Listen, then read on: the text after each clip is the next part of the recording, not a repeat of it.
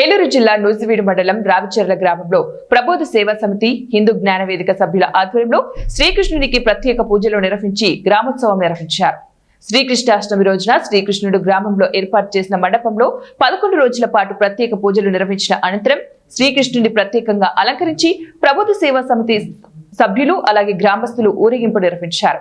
ఈ సందర్భంగా మాజీ ఏఎంసీ చైర్మన్ కాపా శ్రీనివాసరావు మాట్లాడుతూ భగవద్గీత పారాయణం గీత సామ్రాజ్యాన్ని భక్తులకు వివరిస్తూ కలియుగంలో దైవానికి ఎలా దగ్గర అవ్వాలన్న విషయాలను తెలియజేయడం జరిగిందన్నారు. శ్రీకృష్ణాష్టమి వేడుకల్ని 11 రోజుల పాటు నిర్వహిస్తూ ఆ భగవద్గీతలోని విశేషాలని అందరికీ వచ్చిన వాళ్ళందరికీ తెలియజేస్తూ ఆ భగవద్గీత తెలుసుకుంటే బయట ప్రపంచంలో ఇన్ని ఘోరాలు ఇవన్నీ ఎన్ని గొడవలు ఘర్షణలు ఉండవని తెలియజేస్తూ ఆ యొక్క శ్రీకృష్ణుడు వారు ఏదైతే తెలియజేశారో మానవాళి కోసం అవన్నీ ఇక్కడ వచ్చిన వాళ్ళందరికీ బోధించడం జరుగుతూ ఉంది. ఇక్కడ గొప్పతనం ఏంటంటే త్రైత సిద్ధాంతాన్ని తెలుసుకుని భగవద్గీతలో ఉన్న విషయాన్ని తెలుసుకుని అన్ని మతాల వారు ఇక్కడ పాల్గొని ఇక్కడ మతభేదం అనేది లేకుండా ఆ శ్రీకృష్ణుని వారి పూజలో పాల్గొనడం అనేది ఇక్కడ చాలా ముఖ్యంగా గమనించాల్సిన విషయం. కాబట్టి ఇప్పుడైతే ఆ విషయాన్ని ఆ త్రైత సిద్ధాంతం ద్వారా తెలుసుకుంటామో బయట ప్రపంచంలో మతాలు ఈ సంఘర్షణలు గొడవలు ఏమీ లేవు దాన్నే ఇక్కడ మేము తెలియజేస్తూ ఉన్నాం. శరీరంలో 3 ఆత్మలు ఉన్నాయని చెప్పి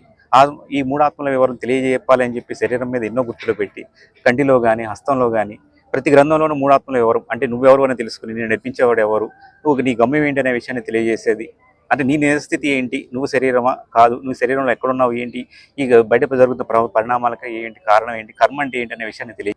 రావిచర్ల గ్రామంలో గత 8 సంవత్సరాల నుంచి మరి శ్రీకృష్ణాష్టమి వేడుకలు 11 రోజులు కూడా ఘనంగా నిర్వహించుకుంటూ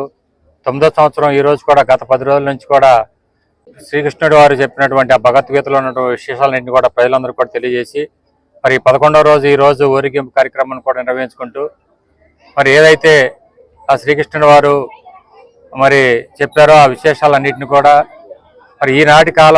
అందరికి కూడా తెలియచేయాలనే ఉద్దేశంతో ఆయన రచించినటువంటి భగవద్గీతలో ఉన్నటువంటి విశేషాలన్నింటినీ కూడా మరి గత 10 రోజుల నుంచి కూడా తెలియజేసుకుంటూ ఈరోజు ఈ ఊరేగింపు కార్యక్రమాన్ని కూడా ఏర్పాటు చేసుకుంటాం. అట్లాగే ఈ కార్యక్రమానికి